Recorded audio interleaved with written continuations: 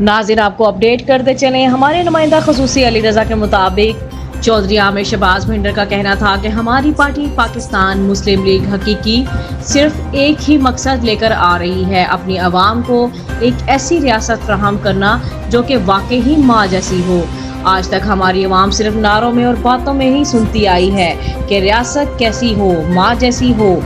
एक अच्छा लीडर हमेशा अपनी आवाम के लिए चरवाहे वाला काम करता है। जिस तरह वो अपनी भेड़ों के रेवड़ को संभाल के रखता है और जैसे ही वो थोड़ा सा गाफिल होता है या उसकी आंख लग जाती है तो भेड़िए इस पर हमलावर हो जाते हैं। ऐसा ही कुछ हमारे मुल्क पाकिस्तान के साथ हुआ। जैसे ही हमारे प्यारे कायद मोहम्मद अली जिन्ना ने वफात पाई तो देखते ही देखते इन भेड़ियों ने अवाम को नोचना शुरू कर दिया। इन 75 सालों में मुल्क हमेशा नाजुक हालात से गुजरता रहा और अवाम महंगाई और बेरोजगारी की चक्की में पिसती रही। किसी ने अवाम को बेवकूफ बनाया रोटी कपड़ा और मकान का लालच देकर, और किसी ने लोगों को कर्ज देने के एवज में। आखिर में खान ने तो इंतहा ही कर दी। रियासत मदीना को ख्वाब दिखाकर मेरे प्यारे पाकिस्तान को तबाही के इस दौराहे पर ला खड़ा किया, जहां से बेहतरी के सफर के लिए हमें बहुत मेहनत करना होगी।